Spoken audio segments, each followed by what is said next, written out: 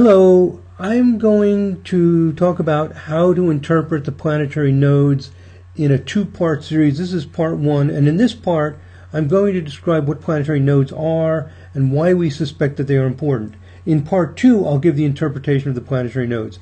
And the interpretation that I'm going to give of planetary nodes in part two is based on a research study using extreme case sampling. I'll talk more about that in part two. But first, what are the planetary nodes and why does that suggest they might be important?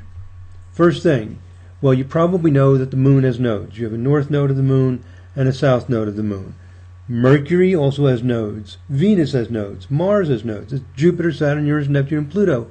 They all have nodes. So it's not just the moon that has nodes. So question, so what are these nodes of the moon and the planets? Short, quick answer to that question, it's where the path of the planet crosses the path of the sun. Okay, you got it? It's where the path of the planet crosses the path of the sun. More technically speaking, in astronomy, we often call the path of the sun the apparent path of the sun because it's where the sun appears to be moving through the sky, which is an optical illusion because we're on Earth and everything looks like it's moving around us, but actually the Earth is moving around the sun. So you can think of this path as either being the apparent path of the sun through the sky or the path of the Earth around the sun. It's the same thing from two different points of view. And this apparent path of the sun is also known as the ecliptic plane. So for the rest of this tutorial video, I will refer to it as the ecliptic plane because that's a lot shorter than saying apparent path of the sun every time I want to refer to it. So it's known as the ecliptic plane. So another way to say what the nodes are, it's where the path of the planet crosses the ecliptic plane. And the planet will cross, we use the word intersect, the planets intersect the ecliptic plane at 2 points opposite from each other. As you're familiar with the moon's nodes, there's a north node and a south node. Okay, so we know the moon's nodes are important. Almost all astrologers agree about that. And this raises the question, well, if the moon's nodes are important, and Mercury, Venus, Mars, Jupiter, Saturn, Uranus, Neptune, and Pluto have nodes, why don't we look at their nodes? Maybe they're also important. So that's what the nodes are, and that's why we suspect they're important, because the other planets have nodes as well. And we know the moon's nodes are important, so it would seem logical that the planetary nodes may also be important. Also, I want to mention this, a related reason for thinking that planetary nodes might be important is because wherever what we call a great circle in astronomy means any circle that's surrounding us, with us on Earth in the middle of it, that crosses the ecliptic plane, the points where a great circle intersects the ecliptic plane are tremendously important in astrology. In fact, that's what the ascendant is. We often say the ascendant is the point that's east on the horizon. Well, that's a loose definition. A more precise definition of what the ascendant is it's where the horizon plane intersects the ecliptic plane. The horizon plane is what you would see if you were out on a boat in the ocean and with no land around it, so with no mountains or valleys. That perfectly circular horizon that you would see is the astronomical horizon plane. So what we have in astrology is the idea that where a great circle, a big circle with us in the middle, intersects the ecliptic plane, creates these dynamic, powerful points. The midheaven is also the intersection of a great circle known as the meridian plane with the ecliptic plane. The beginning of our tropical zodiac, the 0 Aries point, is where another great circle called the equatorial plane crosses the ecliptic plane, and the moon's nodes are where the path of the moon crosses the ecliptic plane. So where a great circle intersects the ecliptic plane creates these very powerful points. So these are two related reasons. Number one, the moon's nodes are important, so maybe the nodes of other planets are important. And point number two, not only are the moon's nodes important, but where other great circles intersect the ecliptic plane also creates powerful points. So we have this idea that whether it's a planetary orbit or some other kind of great circle, where they intersect the ecliptic plane creates powerful points. So all this makes us suspect that, wow, let's check out planetary nodes. Maybe they are also important. Okay, well, there's one little obstacle before we can proceed. There are two kinds of planetary nodes. There's the heliocentric node and the geocentric node.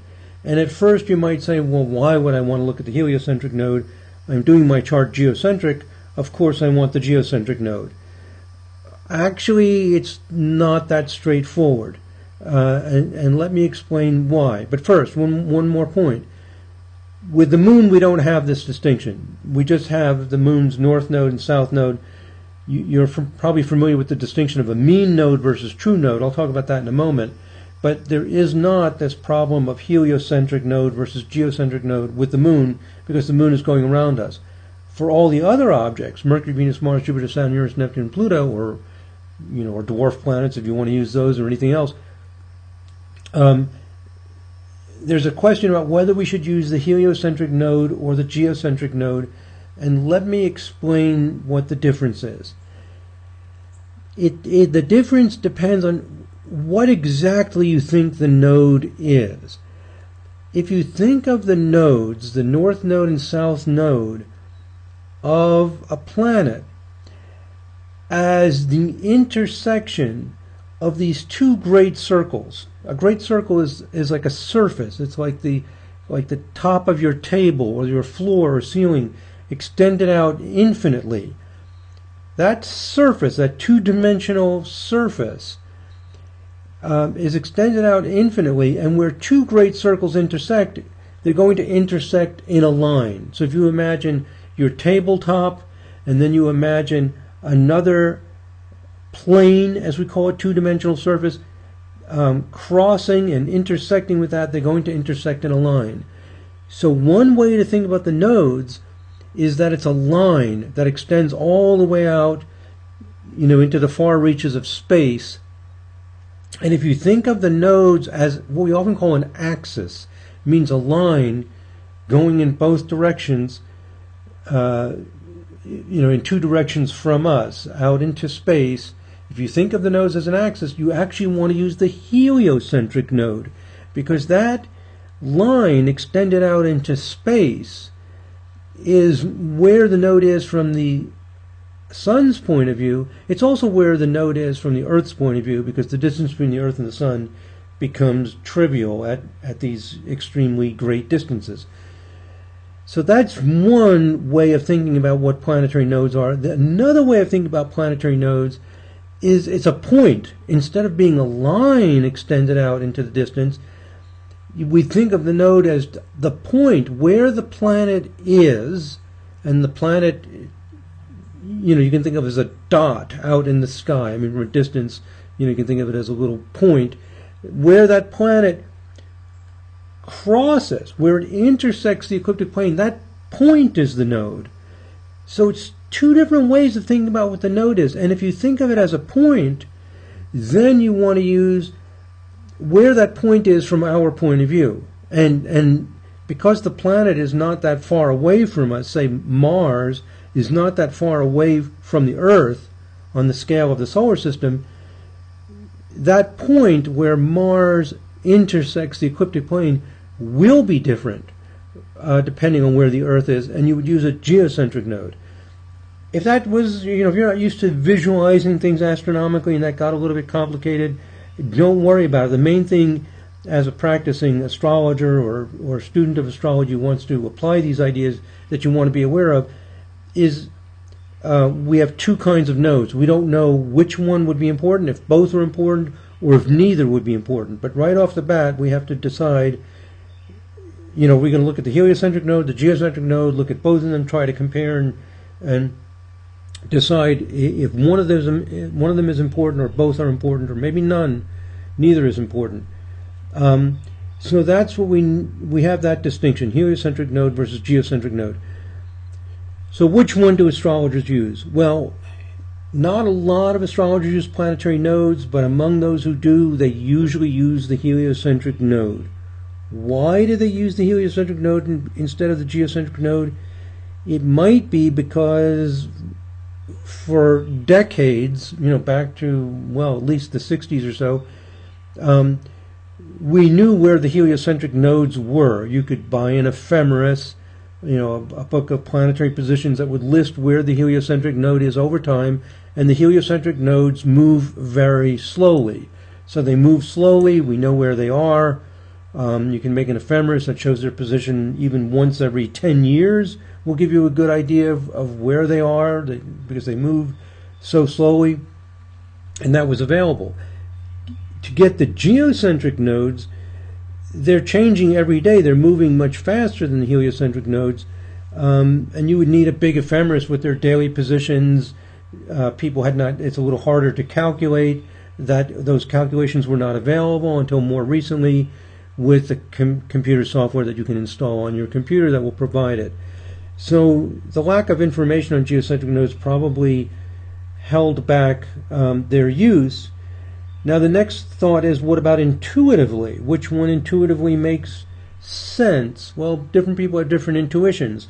My personal intuition, and I study the astronomy in detail for many years, so I have a lot of background with this, is that I'm intuitively drawn to the heliocentric node. It makes more sense to me that we're looking at an axis extended out into space, and we want to use the heliocentric node. However, my intuition is not always correct. I've had intuition about a lot of things in astrology, and I was flat out wrong. So intuition does not always produce the correct answer. So it may very well be that the geocentric node is the one that we want to use. So that's what the nodes are. What I'm going to do in part 2 is give an interpretation for the planetary nodes, and the interpretation I'm going to give is a little bit different from the usual interpretations. It's a little bit different. It has some things in common, but a little bit different. And I come up with this interpretation using extreme case sampling, which is, I call it miraculous. It's an unbelievably powerful way to figure out how many things work in astrology. So if you want to know what planetary nodes do, or many other things, even the zodiac signs, what does Aries really do? What does Taurus really do? I have a video on one video for each zodiac sign. So 12 videos on the zodiac signs, one for each sign, where we do the extreme case sampling, and we get some solid evidence, a more evidence-based approach to astrology to determine what things mean. Okay, so I've got the link there to part 2, and you can jump over to that now if you want to, and watch part 2 if you're ready for it, or of course come back to it at any time in the future. And here's just a closing slide on our software company, the Sirius and Kepler and Pegasus astrology software. Here's a link to the YouTube page, and here's a link to our School of Astrology, our online chart service, our other whole line of software, the Matrix software, which is at astrologysoftware.com, and we have more free services at astrologyland.com. Okay, thank you, my friends. God bless. Namaste.